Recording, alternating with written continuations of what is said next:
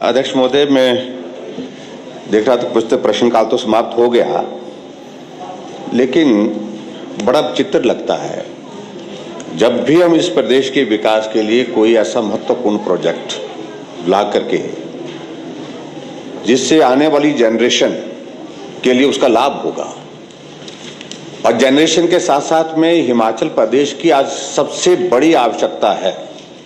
अगर हम टूरिज्म पर बहुत भाषण देने से नहीं होगा, ये टूरिज्म आगे बढ़ेगा। हिमाचल के लोगों की अगर सुविधाओं का अगर हम बात करते हैं, वो भाषण देने से सुविधाएं नहीं होंगी, जमीन पर काम करना होगा, प्रोजेक्ट लाने होंगे, प्रोजेक्ट खड़े करने होंगे, तब जाकर के बेरोजगारी से भी हमको राहत मिलेगी, रोजगार देने की स्थिति में हो पाएंगे। और हिमाचल प्रदेश में अगर टूरिज्म का इतना बड़ा पोटेंशियल है जिसमें हम बहुत कुछ कर सकते हैं, लोग कश्मीर को भूल जाएंगे अगर हिमाचल प्रदेश में कनेक्टिविटी हमारी बेहतर होती है।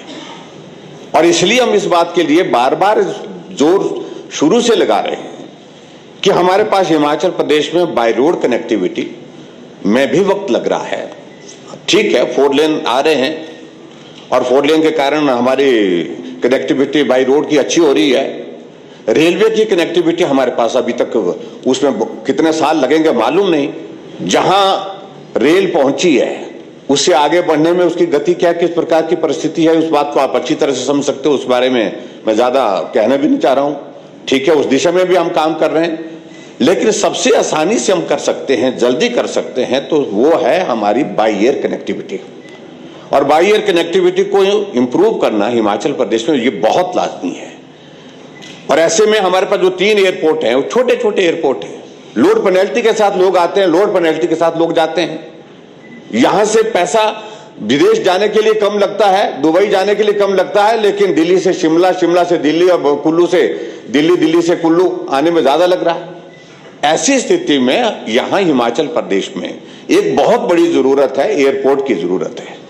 और अध्यक्ष महोदय, मैं ये बताना चाहता हूं, उसको हम ये प्रोजेक्ट मेरा व्यक्तिगत प्रोजेक्ट नहीं, ये प्रदेश की भावनाओं का प्रोजेक्ट है, इसका सम्मान करिए। और जहां तक सिंघा साहब की बात है, ये तो लाल झंडा, जहां भी कोई प्रोजेक्ट लगता है लाल झंडा गाड़ देते हैं। और इनकी मनशा बड़ी साफ जैसी लग रही है, उसमें वही करना चाह रहे हैं। अभी प्रोजेक्ट हमने कंसीव किया है, हमने उसमें प्रोजेक्ट में जो प्रोविजन उसके लिए जो जरूरी है, OLS सर्वे था, वो एक महत्वपूर्ण होता है। OLS सर्वे की एक प्रक्रिया उसको पूरा किया, और उसके पश्चात लीडार सर्वे होना था कि जहाज उतर भी सकता है कि नहीं उतर सकता है, उतर करके यहां से वापस फ्लाई कर सकता है कि नहीं कर सकता है। तो लीडार सर्वे किया, 2 प्रोसेस हमने कंप्लीट किया, और दोनों की रिपोर्ट उसमें जो है पॉजिटिव आई है, ठीक आई है। और हमें इस बात की खुशी है कि एक संभावना बनी है उसके बाद आगे बढ़ने की। उसके बाद आगे की चीजें हम विचार कर रहे हैं, फंड्स कहां से आएंगे, उसके बाद लैंड एक्विजिशन का प्रोसेस होगा, लैंड एक्विजिशन के प्रोसेस के साथ साथ में आगे इसके बनाने की प्रक्रिया शुरू होगी। लेकिन अध्यक्ष महोदय, मैं ये कहना चाहता हूं, ये हमारी सरकार ने ये इस मामले को जोरदार ढंग से उठाया कि जब तक कनेक्टिविटी हिमाचल प्रदेश में नहीं सुधरेगी तब तक के लिए टूरिस्ट का आना जाना कम होगा।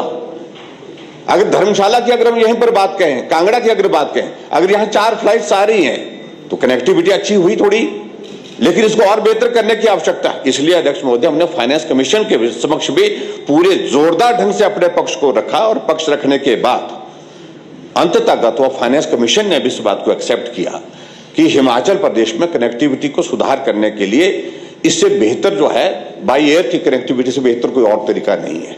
तो इसलिए उन्होंने भी रिकमेंड किया है, ग्रीनफील्ड एयरपोर्ट मंडी के लिए 1000 करोड़ रुपए की रिकमेंडेशन की है, अंडर कंसिडरेशन है गवर्नमेंट ऑफ इंडिया के। और उसी तरह से गग्गल एयरपोर्ट जो हमारा कांगड़ा का है, इसके एक्सपेंशन के लिए जो है 400 करोड़ रुपीस की इसके लिए रिकमेंडेशन की है।